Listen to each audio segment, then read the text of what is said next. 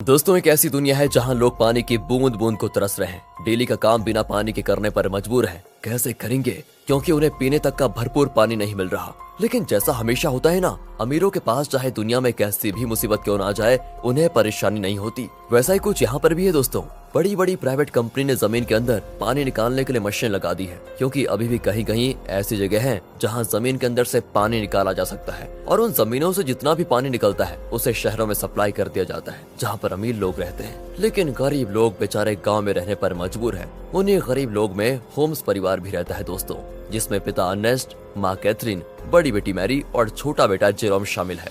बड़ी मुश्किल से ये परिवार गांव में अपना गुजारा कर रहा था। अर्नेस्ट की काफी बड़ी जमीन भी थी, जिसमें उसके पिता खेती किया करते थे। लेकिन पानी की कमी होने की वजह से अर्नेस्ट खेती नहीं कर पा रहा है। उसने सरकार से भी बात की कि मेरी जमीन अभी भी फर्टाइल है, यानी कि पानी मिले तो इस पर फसल उगाई जा सकती है। लेकिन किसी को भी अर्नेस्ट की बात पर भरोसा नहीं है। इसलिए अर्नेस्ट खुद से ही जमीन खोद कर ट्राई करता है कि क्या पता उसकी किस्मत अच्छी हो, उसे पानी मिल जाए, जिससे उसका खेत फिर से हरा भरा हो जाएगा और फसल बेचकर वो पानी की कमी को भी अपने परिवार के लिए पूरा कर लेगा। दोस्तों, एक दिन की बात है कि अर्नेस्ट के खेत में जहाँ उसने पानी निकालने के लिए मशीन लगाई थी, वहाँ पर दो चोर आ जाते हैं जो उस मशीन को चुराने आए थे। अर्नेस्ट तुरंत ही गन लेकर वहाँ पहुँचता है और चोरों को जैसे ही पता चलता है कि अर्नेस्ट यहाँ पर आ चुका है, वो लोग बहाना करने लगते हैं कि हम तो बहुत दूर से आए हैं, थोड़ा पानी मिल जाता तो आपकी मेहरबानी होती। पर दोस्तों, तभी वो चोर मौका देखकर अपने पास रखी गन निकाल लेते हैं ताकि अर्नेस्ट को शूट कर पाए। लेकिन अर्नेस्ट का पाला तो ऐसे चोरों से डेली पड़ता था, इसलिए वो तुरंत ही उनके शॉट करने से पहले ही गन चलाकर उन्हें वहीं पर ढेर कर देता है। देखा दोस्तों, ऐसा हाल हो गया है पानी के लिए कि एक दूसरे की जान लेने पे तुले हुए हैं लोग। अर्नेस्ट अपनी मशीन को चेक करने आता है, लेकिन बेचारे को पता चलता है कि यहाँ से जो थोड़ा बहुत पानी निकलता था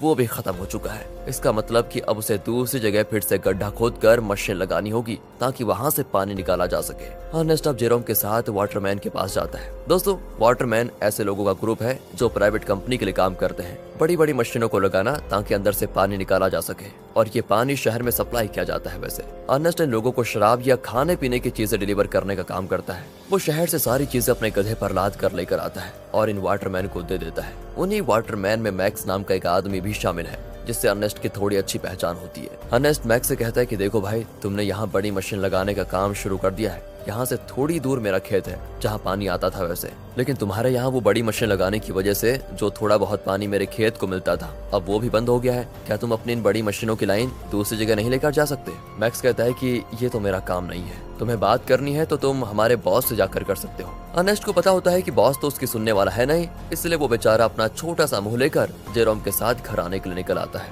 लेकिन जब इंसान की किस्मत खराब हो तो उसके साथ बुरी चीजें होने में टाइम नहीं लगता। ऐसा ही अर्नेस्ट के साथ भी हो जाता है। आते समय उसके गधे का पैर पत्थर से टकराने की वजह से वो नीचे गिर जाता है और गिरने की वजह से उसकी एक टांग टूट जाती है। बेचारा गधा प्यास से पहले परेशान था, टांग टूटने से उसको और तड़पन होती है, इसलिए अर्नेस्ट उसकी तकलीफ को खत्म करने के लिए मजबूरन उससे वहीं मार डालता है। दोस्तों, क्या करता बेचारा। इसके बाद वो एक ऑक्शन हाउस में आता है जहां पुराने रोबोट्स को रिपेयर करके बेचा जाता है। अर्नेस्ट ऐसे एक रोबोट को खरीदने आया था ताकि आगे से वो डिलीवरी का काम संभाल पाए। साथ ही ऑक्शन में फेलम नाम का बंदा भी रोबोट पर बोली लगाने आता है, लेकिन आखिर में अर्नेस्ट को वो रोबोट मिल जाता है, जिसे पाकर अर्नेस्ट और जेरोम बड़े खुश होते हैं कि चलो कुछ तो काम की चीज आई हाथ में। इसके बाद दोनों हॉस्पिटल आते हैं जहाँ कैथरीन रहती है। कुछ समय पहले एक दुर्घटना का शिकार हो गई थी कैथरीन, इसलिए वो चल फिर नहीं पाती। इसलिए हॉस्पिटल में वायर के जरिए कैथरीन को रखा जाता है। वायर मतलब जो कैथरीन को चलने में मदद करते हैं। अब देखिए, अर्नेस्ट के पास इतने पैसे तो है नहीं कि वो वायर का सिस्टम खरीद कर घर लेकर आ पाए, इसीलिए वो और उसके परिवार के लोग हॉस्पिटल में ही कैथरीन से मिलने आए जाया करते हैं। अब हॉस्पिटल के बाहर अर्नेस्ट की मुलाकात रॉबी नाम के बंदे से होती है,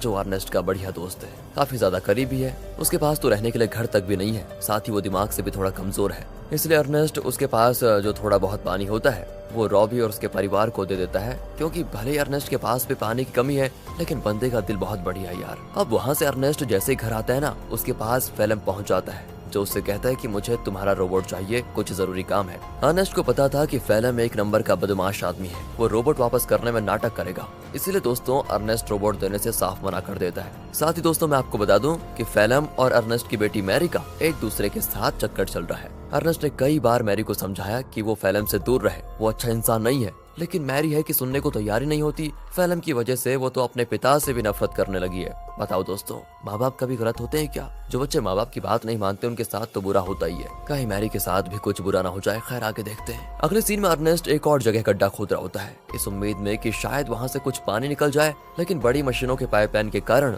आसपास का पूरा इलाका सूखा पड़ चुका था। इसलिए अर्नेस्ट को यहाँ भी निराशा का सामना करना पड़ता है। साथ ही गड्ढा खोदने के दौरान अर्नेस्ट जेरोम से बात कर रहा होता है। वो कहता है, जब मैं शहर गया था वहाँ मैंने एक लड़की को देखा जिसके बाल तो छोटे हैं लेकिन देखने में बहुत सुंदर है। तुम तो बेटा बड़े हो चुके हो, कहो तो तुम्हारी बात करवा दो उससे। मैं नहीं जानता कि इस हालत में हम कब तक जिंदा रह पाएंगे, इसलिए हमारे पास जो भी पल बचे उन्हें अच्छे से जी लेना चाहिए हमें। और दोस्तों, ऐसे ही बाप बेटे आपस में बात करते हुए कुछ टाइम एक दूसरे के साथ बढ़िया तरीके से बिताते हैं। इसके बाद अर्नेस्ट जैसे ही घर आता है, मैरी उससे कहती है, मुझे पैसे चाहिए पापा, मैं फिल्म के साथ जा रही हूँ, मुझे यहाँ पर बहुत घुटन हो रही है। अर्नेस्ट कहता है, घुटन हो रही है? मैंने बचपन से तुम्हें पाल पोस के बड़ा किया, सब कुछ देने की कोशिश की तुम्हें, और फिर भी तुम ऐसी बातें कर रही हो। मैरी तो ऊपर से जवाब देती है, कहती है, हम यहाँ पर जी नहीं रहे, सर्वाइव कर रहे हैं, और मुझे ऐसी जिंदगी चाहिए ही नहीं। अर्नेस्ट के लाख समझाने पर भी जब मैरी नहीं मानती तो अर्नेस्ट मैरी को कमरे में बंद करके खिड़कियों पर कीड़े लगा देता है ताकि वो फिल्म से मिल ना पाए। अब अर्नेस्ट जैसे सप्लाईज लेने के लिए शहर जाने वाला होता है, तभी उसको पता चलता है कि रोबोट गायब है।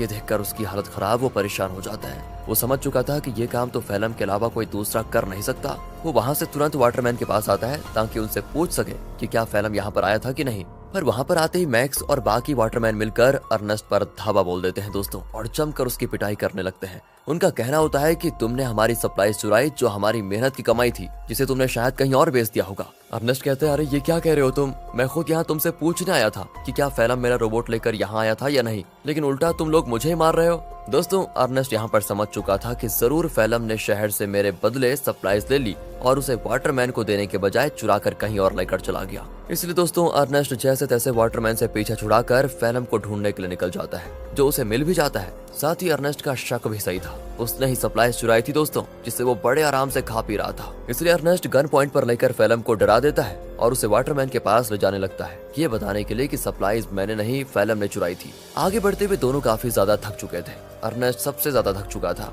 और साथ ही साथ उसका पानी भी खत्म हो चुका था। इसीलिए दोस्तों, फिल्म अर्नेस्ट को बहकाने की कोशिश करता है कि मैंने सप्लाईज की थोड़ी शराब पी ली थी और थोड़ी बची है, मेरी मानो तो बची हुई शराब हम दोनों आधा आधा बांट कर पी लेते हैं। ज्यादा से ज्यादा वाटरमैन क्या करेंगे, मुझे मारेंगे ही ना, लेकिन अगर हमने पिया नहीं तो हम प्यास से जरूर मर जाएंगे। इस पर अर्नेस्ट मान जाता है, लेकिन जैसे ही वो फिल्म को रस्सियों से आजाद करता है, फिल्म उस पर ही हमला कर देता है। बेचारा अर्नेस्ट पहले से ही थका हुआ था और मार खाने की वजह से उसका काफी ज्यादा खून बहने लगता है। इसके बाद तो फिल्म जबरदस्ती पाके सारी शराब अर्नेस्ट के मुंह में डाल देता है, ताकि जब वाटरमैन उसे देखे तो उन्हें यकीन हो जाए कि अर्नेस्ट ने ही सप्लाईज चुराई थी और उसी ने उनकी शराब पी ली। इतना ही नहीं दोस्तों, फिल्म अर्नेस्ट को मार मार कर रोबोट के साथ ही रस्सी से उसको बांध देता है, ताकि दुनिया को लगे कि रोबोट ने आउट ऑफ कंट्रोल होकर अर्नेस्ट पर हमला कर दिया, जिससे उसकी जान चली गई। और होता भी ऐसा ही है, बेचारा अर्नेस्ट मारा जाता है दोस्तों, और सभी लोगों को लग रहा था कि रोबोट ने अर्नेस्ट की जान ली। दोस्तों, हमेशा अच्छे लोगों के साथ बुरा ही क्यों होता है यार। अगले सीन में जेरोम अपने पिता को खोने के बाद बहुत उदास बैठा होता है। वो सारा गुस्सा रोबोट पर उतार कर उसे तोड़ने की कोशिश कर रहा होता है, क्योंकि अभी तो उसने ये मान लिया है कि रोबोट ने ही उसके पिता की जान ली, लेकिन हम सब जानते हैं कि सच्चाई क्या है। तब वहाँ पर फिल्म आकर जेरोम से कहता है, रोबोट को तोड़कर क्या मिलेगा, ये आगे चलकर हमारे ही काम आएगा, इसलिए इसको तोड़ो मत, और तुम चिंता मत करो, मैं हूं ना, मैं तुम्हारे परिवार को संभाल लूंगा, तुम्हारे और मैरी का अच्छे से ख्याल भी रखूंगा। बताओ दोस्तों, कातिल मसीहा बनने की कोशिश कर रहा है। अगले सीन में दिखाते हैं कि फिल्म मैक्स के पास आकर कहता है, मुझे पानी की एक पाइपलाइन चाहिए ताकि उसकी मदद से मैं अर्नेस्ट की जमीन पर खेती कर सकूं। मैक्स कहता है, मैं क्या तुम्हारा कोई नौकर हूं, जो तुम कहोगे और मैं कर दूंगा। तो फिल्म उससे कहता है कि अच्छा, तुम्हें मानना पड़ेगा दोस्त, मानना पड़ेगा। वो दोस्तों उसका चाकू दिखाते हुए कहता है, ये चाकू तो याद है ना तुम्हें, उस दिन जब सप्लाईज लेकर तुम लोगों ने अर्नेस्ट पर हमला किया था, तब ये चाकू अर्नेस्ट ने तुमसे ले लिया था, और मुझे ये चाकू उसकी बॉडी के पास मिला जिसमें तुम्हारा नाम लिखा हुआ है। सभी जानते हैं कि मरने से एक रात पहले सप्लाईज लेकर तुम्हारी और उसकी लड़ाई हुई थी। तो मैं क्या सोच रहा था कि मैं जाकर सभी को ये बात बता देता हूँ कि लड़ाई के दौरान तो मैक्स अर्नेस्ट को नहीं मार पाया, लेकिन अगले दिन जब उसे मौका मिला तो उसने अर्नेस्ट को मार दिया और आरोप डाल दिया रोबोट पर। यह सुनकर मैक्स घबरा जाता है और फिल्म की बात मानते हुए कंपनी से छुपाकर एक सीक्रेट पाइपलाइन अर्नेस्ट के खेत में चालू करवा देता है, जिससे दोस्तों खेत को पानी मिलना शुरू हो जाता है। सभी बड़े खुश होते हैं कि यहाँ पर फिर से खेती हो सकेगी। फेलम दोस्तों डेली हल जोतता है ताकि फसल उगा पाए। देखते देखते उसकी मेहनत रंग ला जाती है और खेती में चारों तरफ फसल उगने लग जाती है, जिसे देखकर जेरोम और बाकी सभी बड़े खुश होते हैं। साथ ही फेलम और मैरी रिलेशनशिप में भी थे, जिस वजह से मैरी प्रेग्नेंट हो चुकी थी, इसलिए उन दोनों की शादी करवा दी जाती है। शादी से फेलम बड़ा खुश था, लेकिन अंदर ही अंदर उसे ये भी याद आ रहा था कि ये सब अर्नेस्ट का था जो उससे मैंने छीन लिया। आज वो जिंदा होता तो ना ही मैरी से उसकी शादी होती और ना ही ये खेत उसे मिलता। अर्नेस्ट के मरने के बाद फेलम ने उसकी सारी चीजों को दोस्तों अपना लिया होता है, लेकिन ये इंसान यहाँ पर भी नहीं रुकेगा। अभी आप इसके पाप देखिए कितना करता है ये। अगले सीन में बैंक से कुछ कर्मचारी आते हैं जो फेलम के पैरों तले जमीन खिसका देने वाली बात बताते हैं कि जमीन पर तुम्हारी फसल उगी है। उस जमीन को अर्नेस्ट ने गिरवी रखा था, वो तो मर गया, इसलिए अब ये जमीन बैंक की होती है और इसमें जो फसल उगी है वो भी बैंक के पास ही जाएगी। फेलम कहता है नहीं, ऐसा नहीं हो सकता, ये बात तुम्हें पहले बतानी चाहिए थी जब यहाँ पर फसल नहीं उगी थी उस समय, और अगर तुम पहले बता देते तो मैं कोई दूसरी जमीन देख लेता। लेकिन दोस्तों बैंक वाले नहीं मानते, वो कहते हैं कि 1 हफ्ते के अंदर अगर पैसे नहीं मिले तो इस जमीन को तुम भूल जाना। इतना कहने के बाद वो चले जाते हैं। फेलम तो परेशान हो चुका था कि अर्नेस्ट ने तो मुझे बेवकूफ बना दिया, बेकारी कहेगा, जमीन तक गिरवी रखिए, बताओ अब पैसों का बंदोबस्त कैसे कर पाऊंगा। बताओ दोस्तों, ये तो वही बात हो गई, उल्टा चोर कोतवाल को डांटे।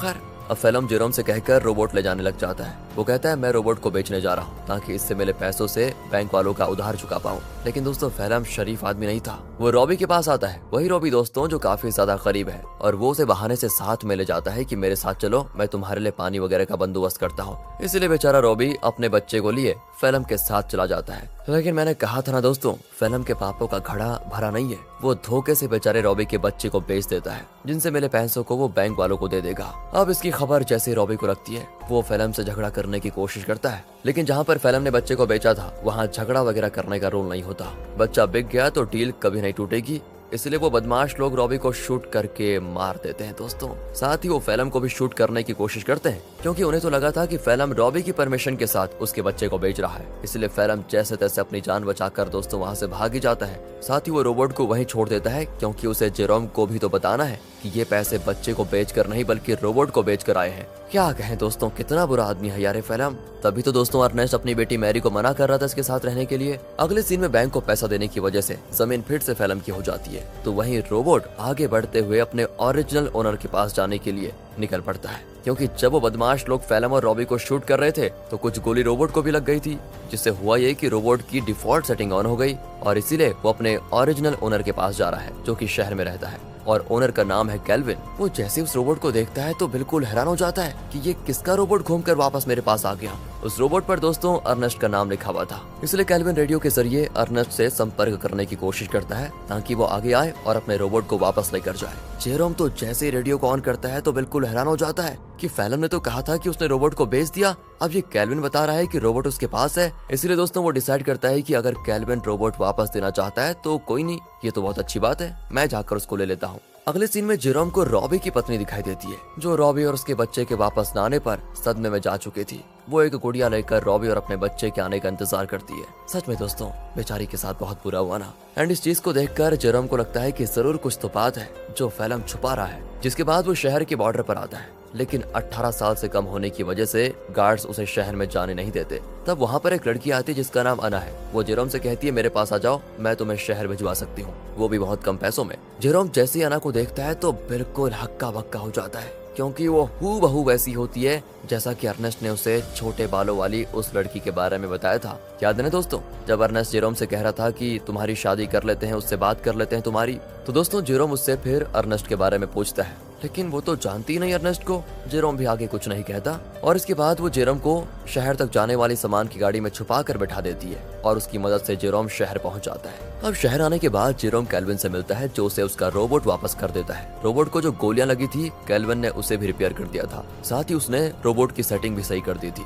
तब जेरोम जैसे ही रोबोट को ध्यान से देखता है तो पता चलता है कि इसमें तो कैमरा लगा हुआ है जो कि लेजर बीम की मदद से वीडियो रिकॉर्ड करता है। वीडियो साफ रिकॉर्ड तो नहीं होता, लेकिन इतनी क्लियर जरूर होती है कि उसे देखा जा सके। और तब उन वीडियोस में जेरोम को उसके अर्नेस्ट के साथ बिताए हुए पल दिखाई देते हैं जिन्हें रोबोट ने रिकॉर्ड कर लिया था। उन्हीं वीडियो में दोस्तों वो वीडियो भी होती है जब फेलम अर्नेस्ट को मार रहा था और रस्सी से बांधकर उसे रोबोट के साथ जोड़ दिया था। इस चीज को देखकर जेरोम को एकदम से सदमा लगता है। उसे सच्चाई का पता चल चुका था कि उसके पिता का मरना कोई एक्सीडेंट नहीं था बल्कि फेलम की सोची समझी साजिश थी। इसलिए वो रोबोट को लेकर वापस घर आ जाता है और आते ही फेलम को ये नहीं बताता कि उसको सब कुछ पता चल गया है, क्योंकि अगर मैरी को मालूम पड़ा कि ये सब फेलम ने किया तो वो तो सदमा बर्दाश्त नहीं कर पाएगी। ऊपर से वो प्रेग्नेंट भी है। इसीलिए जेरोम एक प्लान बनाता है। वो फेलम से कहता है कि मैंने रेडियो पर सुना कि रॉबी तुम्हें बुला रहा है। अब ये सुनकर फेलम परेशान कि रॉबी तो मर चुका है, ये कौन सा रॉबी बुला रहा है। इसलिए वो कहता है कि शायद वो कोई दूसरा फेलम होगा जिसके लिए वो रॉबी बोल रहा है। अब प्लान फेल होता देखकर जेरोम एक लेटर लिखता है फेलम को, ताकि फेलम को ऐसा लगे कि ये लेटर रॉबी ने भेजा है और वो उसे उसी जगह पर बुला रहा है जहाँ पर अर्नेस्ट मरा था। लेटर देखकर फेलम समझ चुका था कि कुछ तो गड़बड़ी है, मुझे वहाँ पर जाकर देखना ही पड़ेगा। इसीलिए वो उसी जगह पर जाता है जहाँ पर उसने अर्नेस्ट को मारा था। आगे बढ़ते हुए उसे जमीन पर बना हुआ गड्ढा दिखाई नहीं देता और गलती से वो उसे गड्ढे में गिर जाता है जहाँ गिरने से उसका पैर टूट चुका था और वो मदद के लिए चिल्ला रहा होता है। तब वहाँ पर जेरोम गन लेकर आता है। उसे इतने गुस्से में देखकर फेलम समझ जाता है कि जेरोम को सब कुछ पता चल चुका है और ये सारा प्लान जेरोम का ही था। तब फेलम जेरोम को बहलाते हुए कहता है, देखो जो हुआ मैं उसके लिए शर्मिंदा हूँ, मुझे माफ कर दो, लेकिन देखो मैंने मैरी और तुम्हारे कितना अच्छे से ख्याल रखा। अगर मुझे कुछ हुआ तो मैरी ये सदमा बर्दाश्त नहीं कर पाएगी, इसलिए मुझे जाने दो। लेकिन जेरोम उसकी एक नहीं सुनता और सीधे फेलम को शूट करके मार डालता है। इसके बाद वो रोबोट की मेमोरी भी रेज कर देता है ताकि कभी मैरी ये सब कुछ देख ही ना पाए। वो नहीं चाहता कि मैरी कभी कुछ इसका सच जाने। कुछ दिन गुजर चुके थे। फेलम के घर न आने पर मैरी बहुत परेशान होती है। जेरोम कहता है कि वो अच्छा इंसान कभी था ही नहीं, तुम्हें छोड़कर वो भाग गया। और ये सुनकर मैरी एकदम उदास हो जाती है और अपने दिल से फेलम के लिए प्यार खत्म कर देती है। दोस्तों उल्टा वो उससे नफरत करने लगती है। जेरोम ने बड़ी शांति से अपना बदला ले लिया। इसके बाद जेरोम और मैरी घर चलाना शुरू करते हैं, क्योंकि खेत उन्हें मिल चुका था। उन्हीं फसल को बेचकर वो पैसे जमा करेंगे ताकि अपनी माँ को हॉस्पिटल से घर लेकर